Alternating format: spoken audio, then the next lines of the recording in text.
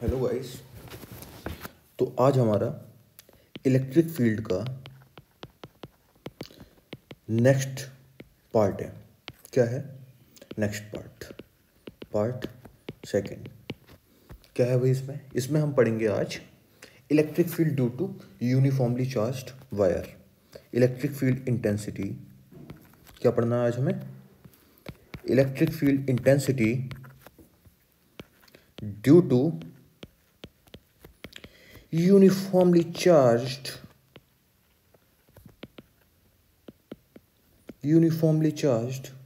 Wire. अच्छा, अब देखना, इसमें सबसे पहले हम क्या पढ़ेंगे इलेक्ट्रिक फील्ड इंटेंसिटी के। इसमें हम पढ़ेंगे line charge due to finite length, है ना?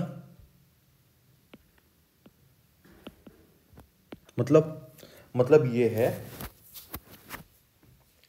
अब इलेक्ट्रिक फील्ड इंटेंसिटी हम देखेंगे एक फाइनाइट लेंथ वाले इलेक्ट्रिक फील्ड इंटेंसिटी। इससे रफ करके हम देखते हैं electric field intensity at point charge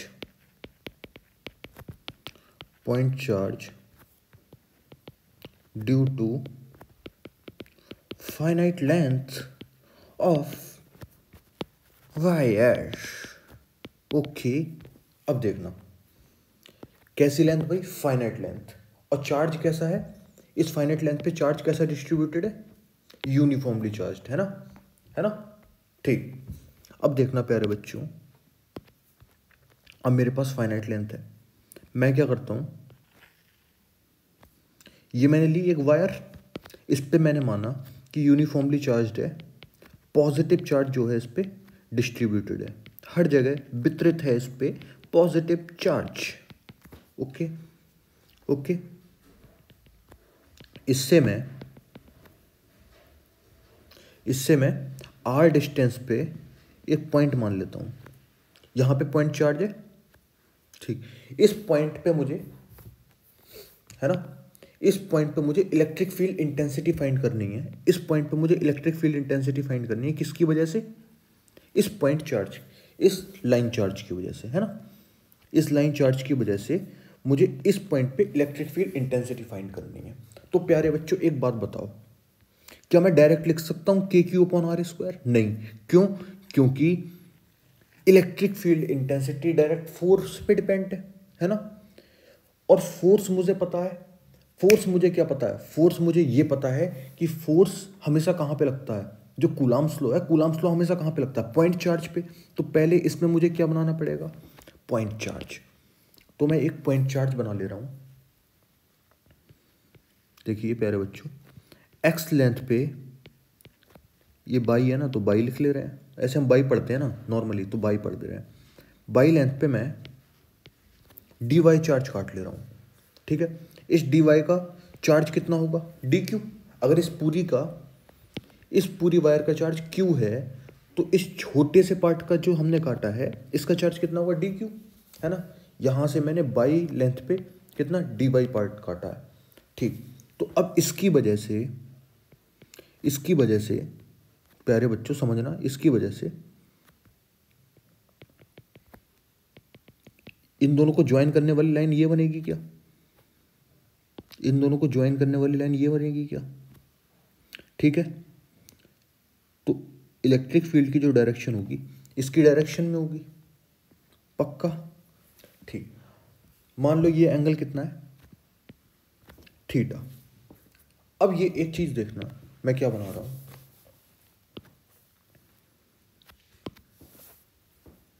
इस पॉइंट का ऊपर वाले पॉइंट से एंगल, इस पॉइंट का नीचे वाले पॉइंट से एंगल, ठीक है?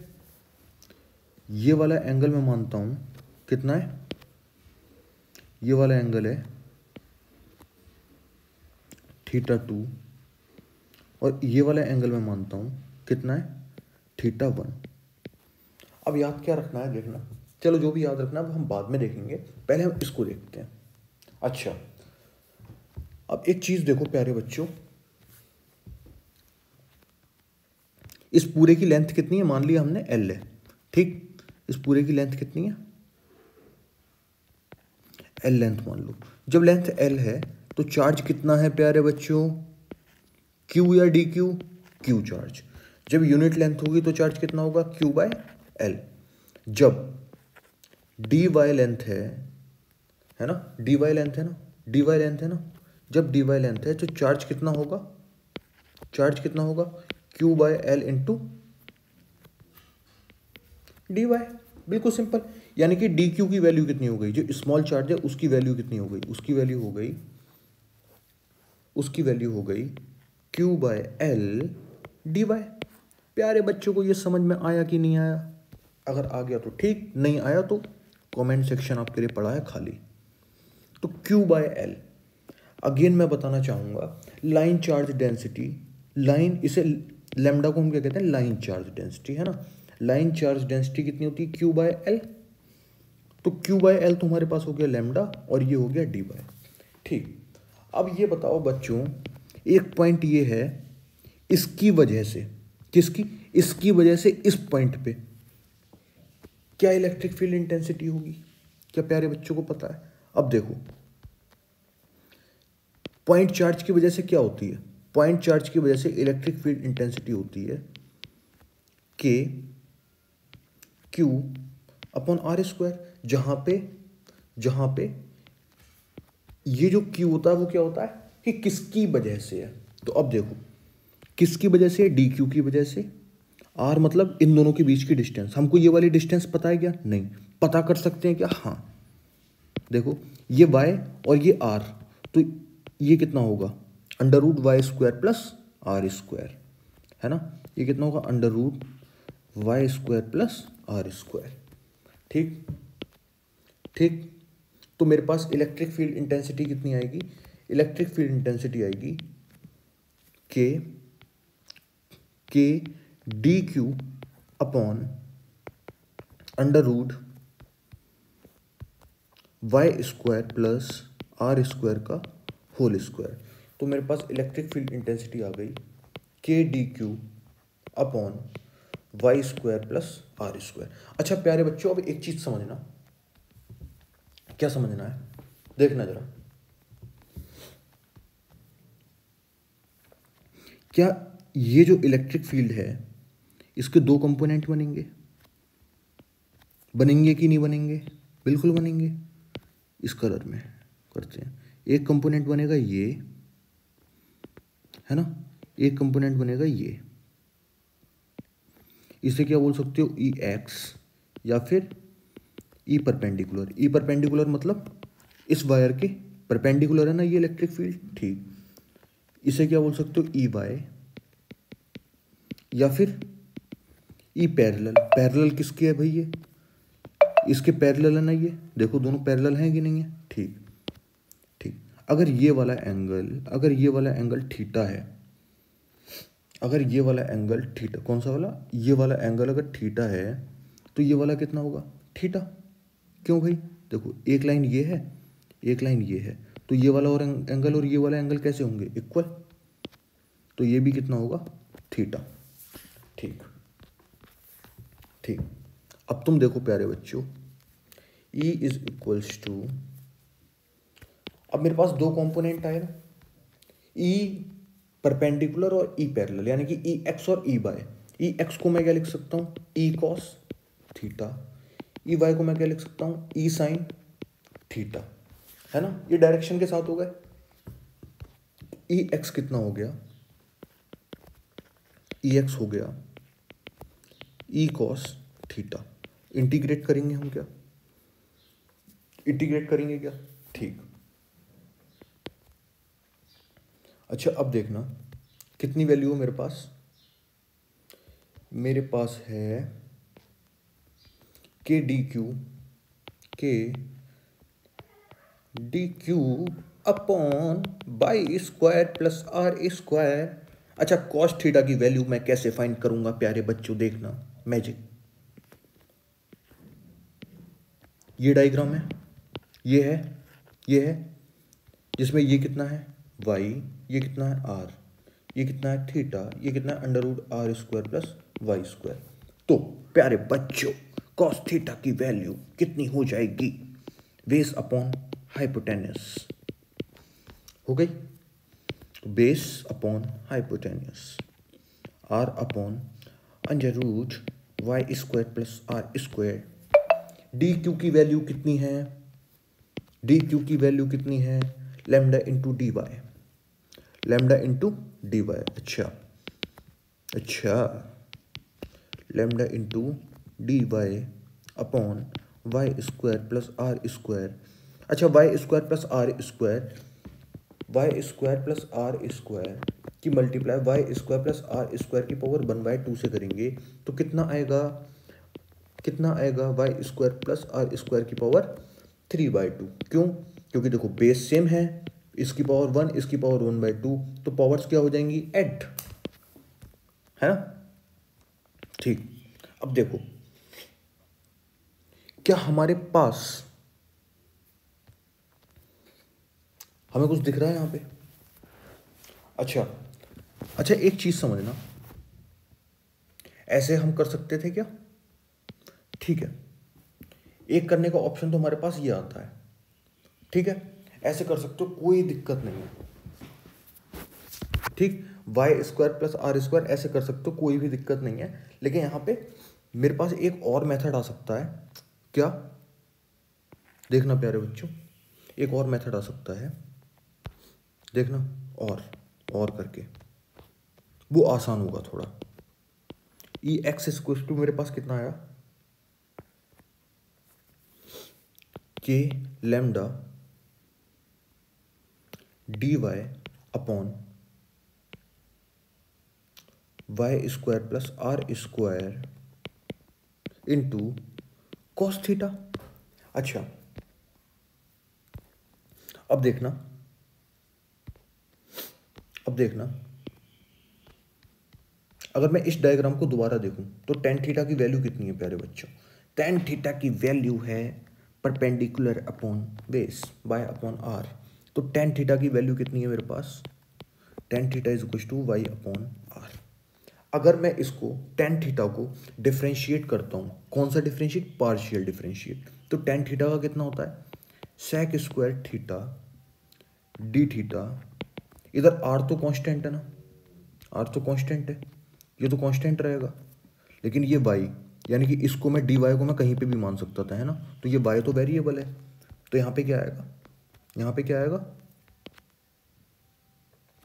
यहाँ पे आएगा dy अपॉन r, है ना, y का 1 इंटू dy, ठीक है, ठीक है, ठीक। तो मेरे पास dy की वैल्यू कितनी हो गई, r sec² theta d theta. अभी देखना कितना हमारे पास, कितना अच्छा लगे ऐसा करते हुए। अब देखो E x is equals to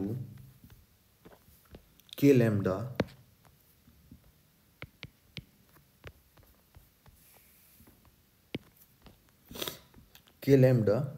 D y की जगह मैं क्या लिख सकता हूँ, r sec² theta d theta, r sec² theta d theta cos theta upon y को मैं क्या लिख सकता हूँ, y को मैं लिख सकता हूँ r tan थीटा, है ना, y को मैं लिख सकता हूँ r tan थीटा। कहाँ से r tan थीटा, यहाँ से y is equal to r tan theta बनेगा, नहीं बनेगा, है ना, r को इधर पहुँचा दो तो y इज इक्वल टू कितना हो जाएगा, r tan थीटा। तो कितना है, r tan थीटा की पावर 2 प्लस r²। अब देखो प्यारे बच्चों, हमारा काम लगभग लगभग सिमट चुका है, k lambda r sec² theta d theta cos theta. अच्छा, cos theta into sec theta कितना होगा, 1, क्यों, cos theta into sec theta is equal to 1 होगा, क्यों, क्योंकि कॉस थीटा कितना होगा, 1 upon sec theta into sec theta is equal to 1, आएगा नहीं आएगा। तो यहाँ से मैं एक पावर तो हटा सकता हूँ, क्यों, क्योंकि एक कॉस थीटा, यहाँ से मैं एक सेक थीटा ले लूँगा तो सिर्फ एक सेक थीटा बचेगा ना, ठीक। अपॉन में आर स्क्वायर में कॉमन ले सकता हूँ, इधर कितना आएगा tan square theta plus one, तो tan square theta plus one, इससे ये कट्टम पिट्टम, इससे ये कट्टम पिट्टम, तो k lambda sec theta d theta upon one plus tan square theta. प्यारे बच्चों कितना होता है सेक स्क्वायर थीटा। अच्छा अब ऊपर सेक थीटा अपॉन में सेक स्क्वायर थीटा, तो कितना हो गया k lambda by sec theta into d theta. क्या निबट चुका, दिख रहा है क्या? बिल्कुल, के लैम्डा कॉमन बाहर निकाल सकते हैं क्या? हाँ, क्योंकि के भी क्या है कांस्टेंट, लैम्डा भी क्या है कांस्टेंट। अगर प्यारे बच्चों को ये नहीं पता है कि कांस्टेंट क्या होता है तो मैं आपको बता दूं कि कांस्टेंट क्या होता है। वह चीज़ जो जिसकी वैल्यू निश्चित है कि भाई इसकी वैल्यू इतनी ही रहनी है ना, है ना, तो वो सारी चीज़ें कांस्टेंट होती हैं। जैसे अगर मैंने एक बार पॉइंट चार्ज यहाँ पे रख दिया, ठीक, तो ये जो आर है ये इतना ही रहेगा ना। अगर ये आर 5 मीटर है तो 5 ही रहेगा, 10 है तो 10 ही रहेगा, है ना। तो ये वेरी करेगा क्या? क्या कुछ देर बाद 15 होगा? नहीं। क्या कुछ देर बाद 16 होगा? नहीं, जब तक हम इसे डिस्प्लेस अपने हाथों से नहीं करेंगे, है ना। नहीं आया समझ में? ठीक, अब देखो k lambda one upon sec theta मतलब कॉस थीटा डी थीटा। अच्छा प्यारे बच्चों ये देखो, अब प्यारे बच्चों ये देखो इसकी वैल्यूज कहाँ से कहाँ तक है ना, एंगल कहाँ से कहाँ तक है। देखो जो ऊपर वाला एंगल है वो कितना है, दोनों की पोलैरिटी चेंज है ना। देखो ऊपर वाला मिल रहा है लाइन से इधर को, नीचे वाला मिल रहा है लाइन से इधर को, तो हम वैल्यूज कहाँ से कहाँ तक रखेंगे, माइनस के थीटा वन से लेके प्लस के थीटा टू तक, है ना। एक वैल्यू हमने माइनस ले ली, एक वैल्यू प्लस ले ली, नीचे वाले को हमने माइनस मान लिया, है ना। तो माइनस थीटा वन से लेके प्लस थीटा टू तक, ठीक है। कॉस थीटा का कितना होता है, कॉस थीटा का हमारे सामने होता है, कॉस थीटा आता है साइन थीटा, के लैम्डा साइन थीटा माइनस का थीटा वन से लेके थीटा टू तक के लैम्डा साइन थीटा। अब देखो फाइनल लिमिट प्लस या माइनस इनिशियल लिमिट आया। के लैम्डा कुछ दिक्कत है क्या? हाँ, यहाँ पे आर था ना, पहले से था या नहीं था, तो यहाँ पे आ जाएगा k lambda by r, k lambda by r, k lambda by r, k lambda by r sine theta two plus sine theta one. अब प्यारे बच्चों एक चीज़ देखना, ये तो हो गया मेरे पास ई एक्स की वैल्यू आ गई, यानी कि ई परपेंडिकुलर आ गया कि नहीं आ गया? बिल्कुल। अब प्यारे बच्चों एक चीज़ देखना, देखने वाली चीज़ क्या है कि मुझे ये समझना है कि थीटा वन और थीटा टू है क्या। देखो क्योंकि मैं हमेशा ये तो ऐसे याद नहीं कर पाऊंगा ना, मुझे बस क्या याद करना, देखो देखना, देखो ऐसे अगर तुम्हें एक निंजा टेक्निक बताऊं, ये टर्म हमेशा याद रहने वाली है, तो मैं तुमको बता रहा हूँ के लैम्डा बाय आर हमेशा याद रहने वाला है। अब तुम देखना इंटीग्रेशन में, देखो जब हमने ई एक्स लिया तो इंटीग्रेशन में कौन आया, कॉस थीटा। अब तुम देखना इसके साथ ई कॉस थीटा आया था ना, ई की जगह तुम क्या रखोगे, के लैम्डा बाय आर, और कॉस थीटा में क्या कर दोगे, इंटीग्रेट। डायरेक्ट हो गया, नहीं हो गया? डायरेक्ट हो गया, k lambda by r cos theta का इंटीग्रेट। अब थीटा वन थीटा टू, ये माइनस का थीटा वन, ये प्लस का थीटा टू। अच्छा माइनस का थीटा वन, अब एक चीज देखना, ये लाइन है, थीटा टू क्या है, लाइन के जो ये लाइन है ना, इसके ऊपर वाले पॉइंट से एंगल थीटा टू है और इसके नीचे वाले पॉइंट से एंगल थीटा वन है। नहीं आया समझ में? ऊपर वाले पॉइंट से एंगल कितना, थीटा टू, नीचे वाले पॉइंट से एंगल कितना, थीटा वन। ऊपर वाले पॉइंट से एंगल कितना, थीटा टू, नीचे वाले पॉइंट से एंगल कितना, थीटा वन। अगर ऐसे ही मैं निकालना चाहूंगा ई वाई, यानी कि ई पैरेलल कितना आएगा, k lambda by are minus के थीटा वन से लेके theta two sine theta d theta. बिल्कुल सिंपल। तो ये कितना आने वाला है, के लैम्डा बाय आर, तो इसकी वैल्यू कॉस थीटा माइनस के थीटा वन से लेके थीटा टू। अच्छा तो ये कितना बनेगा, के लैम्डा बाय आर माइनस, एक बार माइनस में बाहर ले लेता हूँ, final limit minus initial limit. मैं अपने मैथमेटिकल टूल्स में बता चुका हूं कि कॉस माइनस का थीटा वन कितना होता है, कॉस थीटा वन, है ना। तो minus k lambda by r cos theta two minus cos theta one, यानी कि k lambda by r cos theta one minus cos theta two. ठीक है, ठीक है। तो इलेक्ट्रिक फील्ड इंटेंसिटी पैरेलल वाली आ गई। ये याद करने की निंजा टेक्निक बता चुका हूं। क्या निंजा टेक्निक? कि भाई कुछ मत करो, k lambda by r sine theta one, है ना, जो कंपोनेंट वाला एंगल है वही लिख दो, बस फिर इंटीग्रेट कर लो। अच्छा, अब मुझको याद करना है, देखो ई पैरेलल कितना होता है, k lambda by r cos theta one minus cos theta two. E perpendicular कितना होता है, k lambda by r sine theta one plus sine theta two. जहां थीटा वन क्या है, नीचे वाले पॉइंट से एंगल, जहां थीटा वन क्या है, नीचे वाले पॉइंट से एंगल, और थीटा टू क्या है, ऊपर वाले पॉइंट से एंगल। याद हो गया? बिल्कुल। अब देखना, अब अगर मुझे ई नेट लिखना हो, ई नेट मतलब इस ई की वैल्यू अगर मुझे लिखनी हो तो मैं क्या करूंगा, इस ई की वैल्यू अगर मुझे लिखनी हो तो मैं क्या करूंगा, तो मैं यही तो करता हूं। जैसे ये था ई एक्स, ये था ई वाई, ये था ई, तो ई की वैल्यू कितनी हो जाएगी, यानी कि ई नेट कितना हो जाएगा, E x square plus E y square, है ना। ऐसे तो करते हैं बस। अब देखो, अब जो इसका सेकंड क्वेश्चन आता है, electric field intensity due to line charge of infinite length, है ना। ठीक है, अब इनफाइनाइट लेंथ का हमने एक लाइन चार्ज लिया है, उसकी वजह से इलेक्ट्रिक फील्ड इंटेंसिटी बतानी है किसी पॉइंट पे। ठीक, अब देखो, ठीक है, कैसा लेंथ है इसका, इनफाइनाइट। इससे आर डिस्टेंस पे एक पॉइंट रखा हुआ है, ठीक है। इसकी लाइन चार्ज डेंसिटी क्या है, प्लस लैम्डा। ठीक, अच्छा, अब देखो, तो यहां पर इलेक्ट्रिक फील्ड इंटेंसिटी मुझे फाइंड करनी है इस पॉइंट पे, है ना। इस पॉइंट पे इलेक्ट्रिक फील्ड इंटेंसिटी कितनी होगी, देखो ई एक्स कितना होगा, देखना, अगर ये लाइन यहां पे होती, देखो अगर ये लाइन यहां पे होती तो एंगल ये होता। ये लाइन और ऊपर है तो हम एंगल और ऊपर बढ़ाएंगे, ये लाइन और ऊपर है, एंगल हम और ऊपर बढ़ाएंगे। इस लाइन को हम हमेशा मिलाने की कोशिश करेंगे, लेकिन मिल पाएगी क्या, कहीं पे मिल पाएगी क्या, कहीं पे भी नहीं मिल पाएगी, है ना। लगभग ये कहाँ पे मिलेगी, जैसे कि 90 है ना, 90 पे तो दोनों लाइन पैरेलल्स हो जाएंगी, मिलेंगी नहीं कभी, है ना।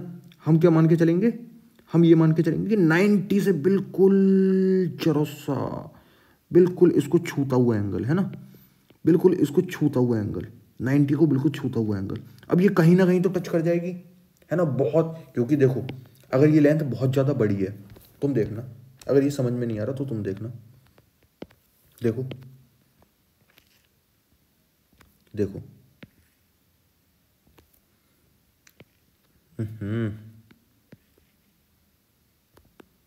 ये ऐसे मिल गई। अब देखो मैंने इस लाइन को बढ़ा दिया, नीचे वाली लाइन को नहीं बढ़ाया, नीचे वाली लाइन उतनी रखी, ठीक। ये वाला एंगल जो है बढ़ गया।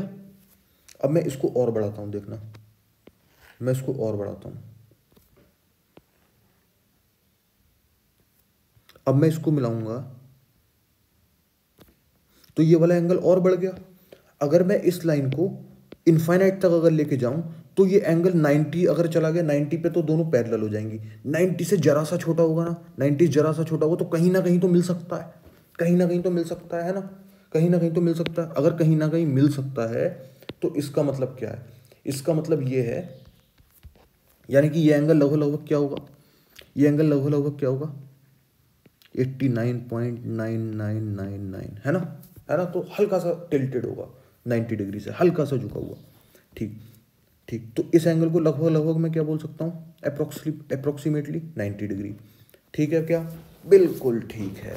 तो एक्स वाली वैल्यूज अभी हमने याद करी थी क्या होती हैं, के लैम्डा बाय आर। अच्छा, नीचे वाला एंगल भी 8 पॉइंट, नीचे वाला एंगल भी सेम ऐसे ही आएगा क्योंकि वो भी इनफाइनाइट पे है। तो कितना आएगा 89.9999, यानी कि लगभग लगभग 90 डिग्री।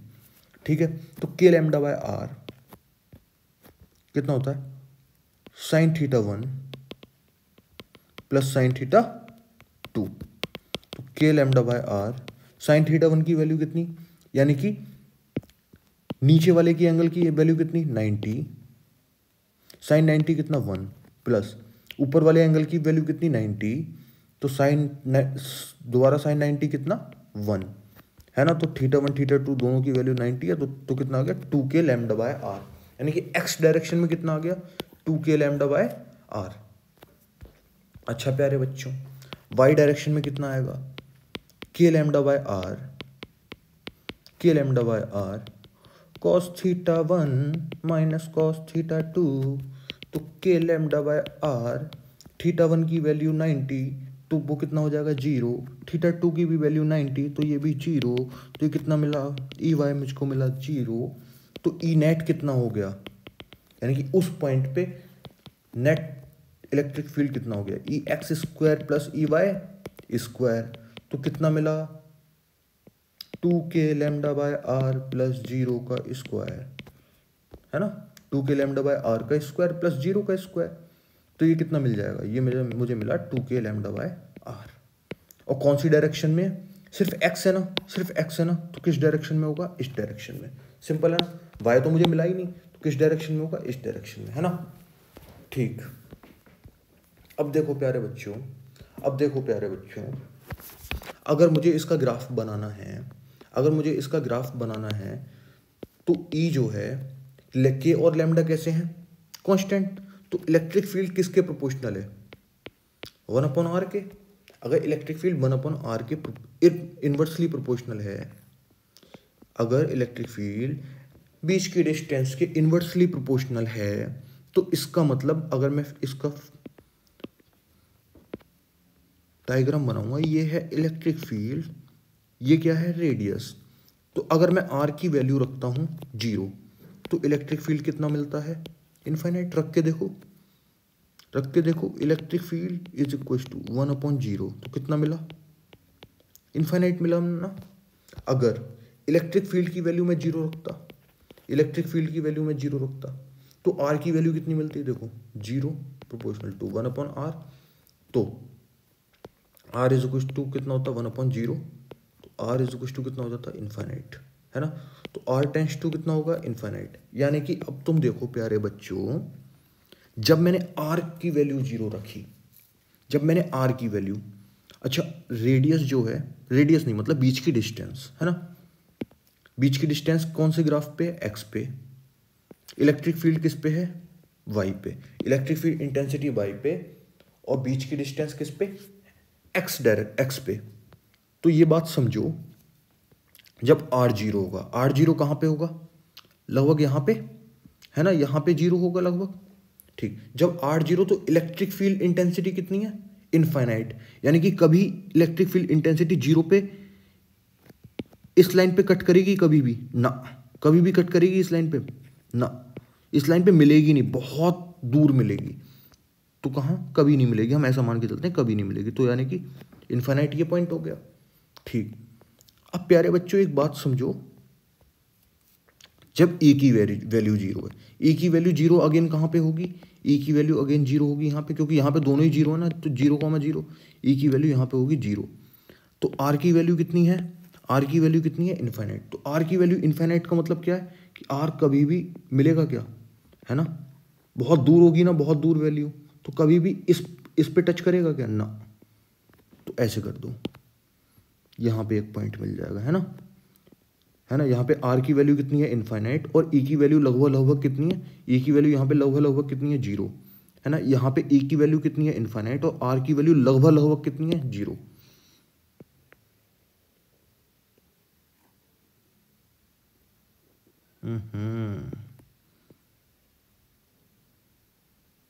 ठीक है, ग्राफ प्लॉट हो गया, है ना, ई प्रोपोर्शनल टू 1/r।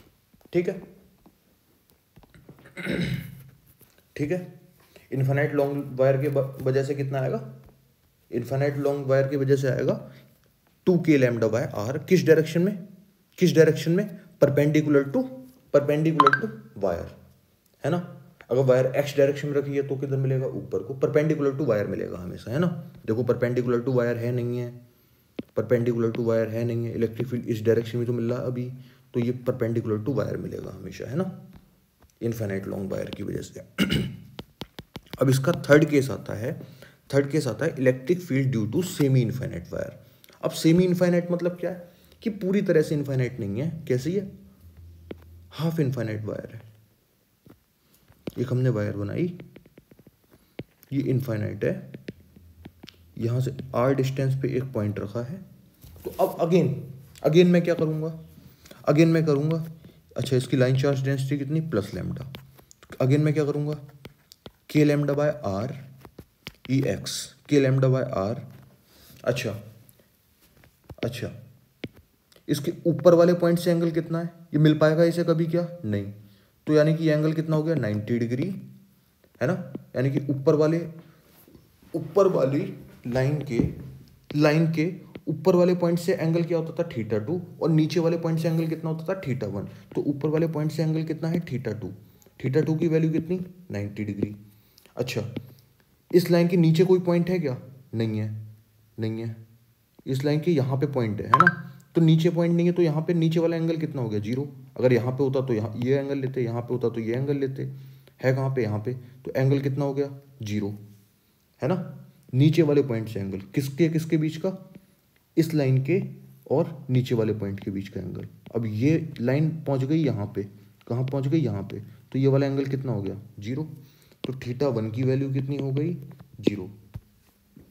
तो अगेन ई एक्स कितना होता है प्यारे बच्चों, साइन θ1 प्लस साइन θ2, कितना आएगा, k lambda by r. Sine θ1 0, sine θ2 90, तो कितना हो गया, 0 प्लस 1, तो कितना हो गया, k lambda by r. E y कितना हो गया, k lambda by r cos θ1 minus cos θ2। Cos θ1 की वैल्यू कितनी हो गई, कॉस θ1 यानी कि 1, कॉस θ2 यानी कि 0, है ना। तो के लैम्डा बाय आर यानी कि ई एक्स ई वाई दोनों कितने हो गए, ये भी कितना मिला मुझको, के लैम्डा बाय आर, ये भी मुझको कितना मिला, के लैम्डा बाय आर, ठीक है। तो इसका इनेट कितना आएगा, इनेट आएगा इसका under root E x square plus E y square. अब तुम एक बात ध्यान रखना बच्चों, क्या, ये तुमको अपने आप सॉल्व करना है ना। तो इसका कितना आ जाएगा, √2 के लैम्डा बाय आर, ठीक है। अब देखो प्यारे बच्चों, निंजा टेक्निक सिखाएं क्या, निंजा टेक्निक। अब देखो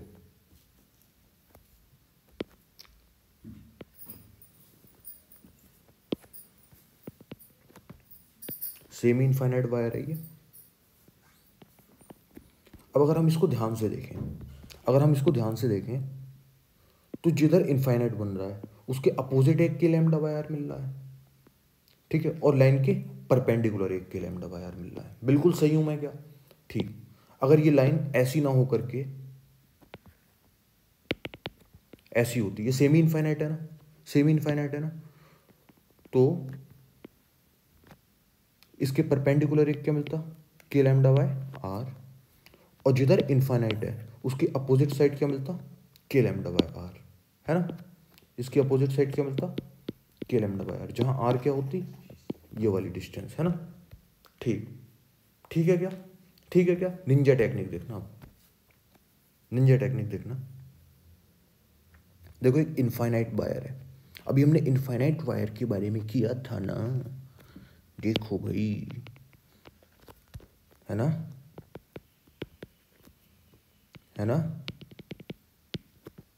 अब देखना, अब मैं मानता हूं एक सेमी इनफाइनाइट वायर ये है, एक सेमी इनफाइनाइट वायर नीचे वाली है, दो वायर है, एक ये वाली, दो सेमी इनफाइनाइट वायर से मिलके क्या बनी, एक इनफाइनाइट वायर, ठीक।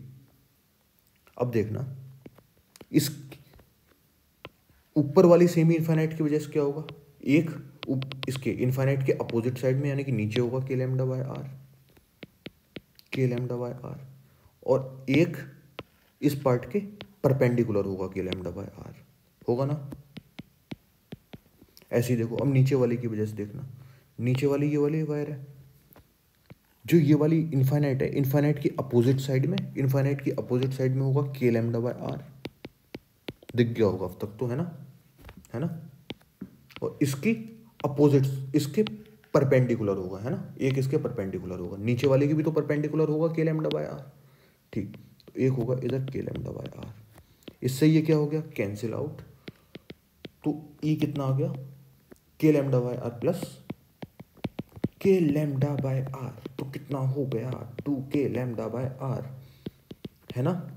और कौन सी डायरेक्शन में, आई डायरेक्शन में, बाकी तो है ही नहीं ना। आ गया समझ में, आ गया समझ में। इनफाइनाइट वायर की वजह से ऐसे भी निकाल सकते हो, वाह वाह वाह वाह वाह, हो गया ना। ओके प्यारे बच्चों, अब देखना,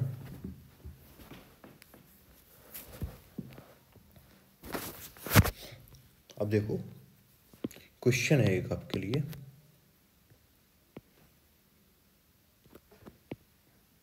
एक ही सेमी इनफाइनाइट वायर है, ठीक है। हमेशा पॉइंट कहाँ पे होता था,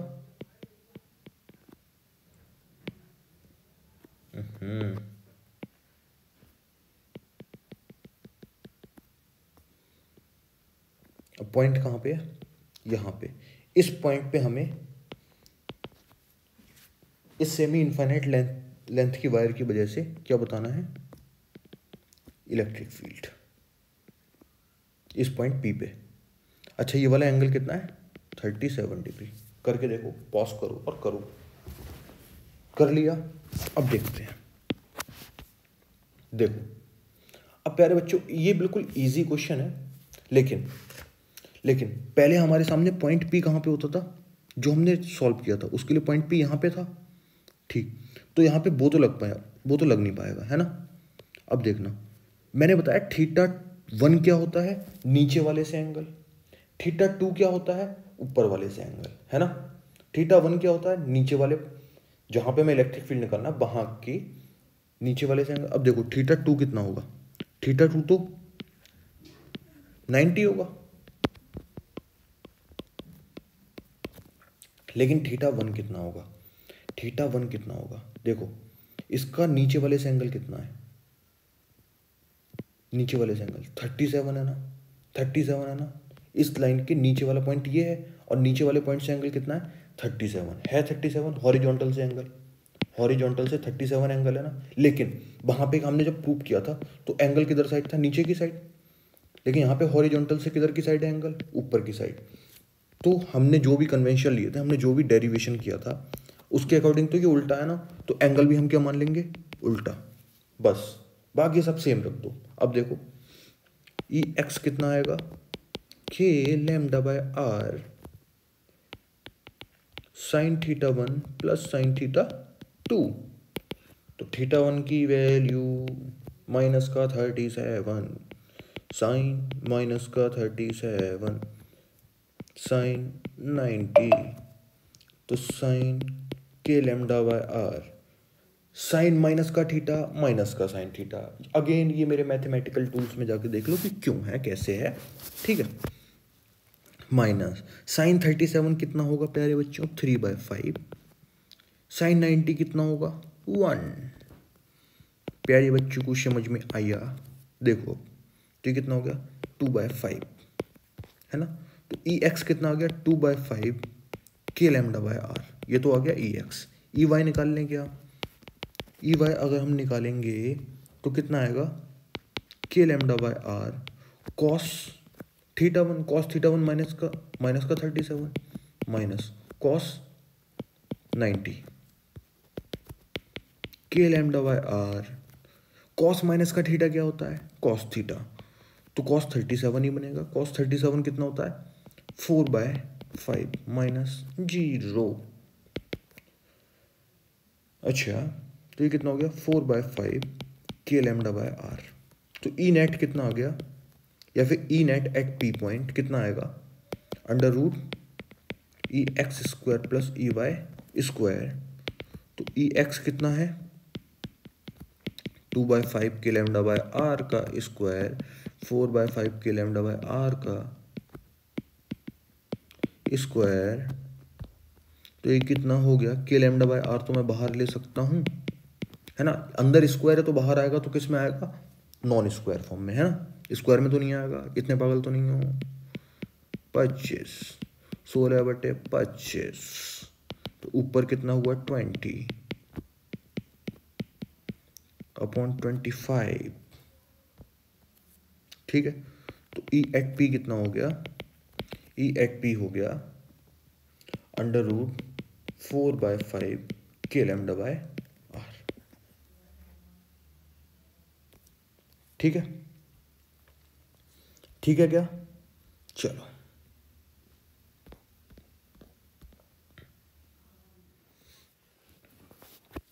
अब प्यारे बच्चों आपका जो नेक्स्ट क्वेश्चन है वो ये है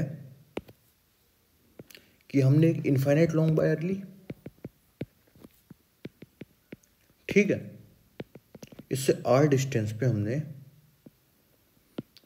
एक क्यू चार्ज लिया, ठीक।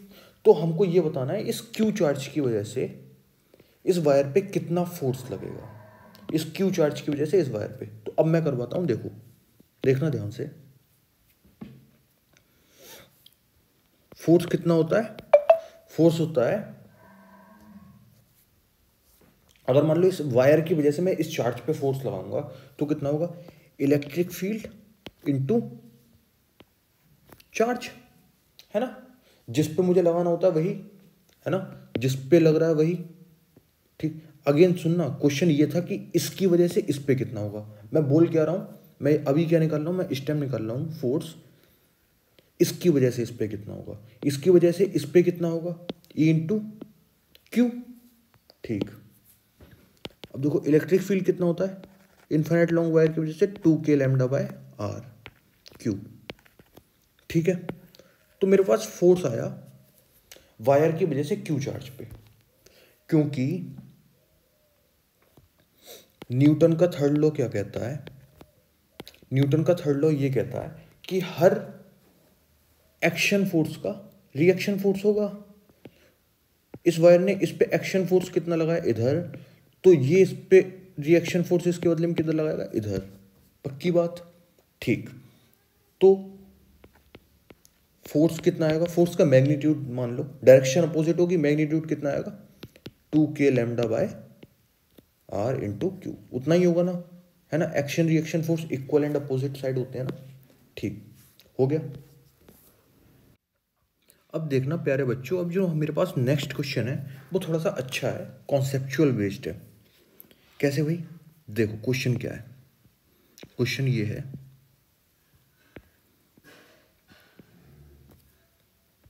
ठीक,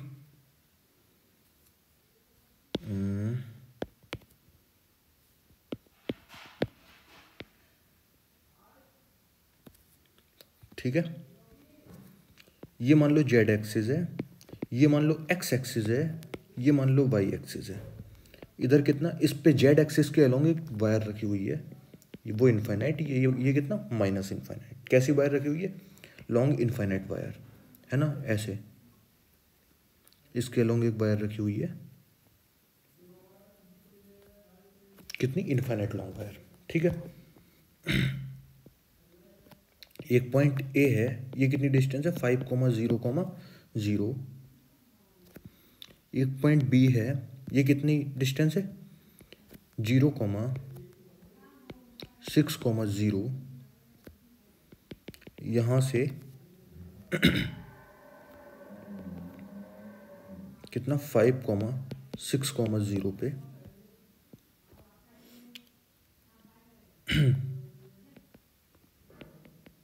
ये पॉइंट है, ऐसी तो होगा, ये प्लेन है, प्लेन, प्लेन दिख रहा है, प्लेट की टाइप का है, प्लेट की टाइप का, जितनी डिस्टेंस पे ये है 5 पे ही ये रखा हुआ है, एक्स की डायरेक्शन सेम है, ये 6 पर है तो ये 6 पर है ना, ठीक है। अच्छा, यहाँ से 5,6,8 पर, ऊपर जेड है ना, प्लस, ठीक, 5,6,8 पर एक पॉइंट रखा हुआ है डी। तो ए, बी, सी और डी तीनों पॉइंट पे तुमको बताना है इलेक्ट्रिक फील्ड इंटेंसिटी।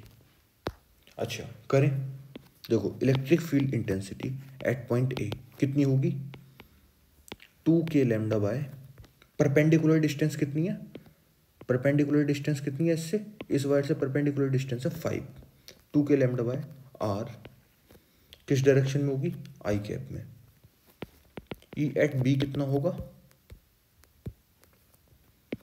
ये वाई है ना, तो ये वाई का ये किधर है, ये किधर है, प्लेन के बाहर है ना, ये प्लेन के बाहर है, ये प्लेन पे रखे हुए हैं जेड और एक्स। तो ये अगर प्लेन के बाहर है तो परपेंडिकुलर डिस्टेंस इससे कितनी हो गई, 6। तो ई एट बी कितना होगा, 2k लैम्डा बाय 6, कितना cap, J cap. E at C कितना होगा, ई एट सी होगा, अब परपेंडिकुलर डिस्टेंस कितनी होगी प्यारे बच्चों,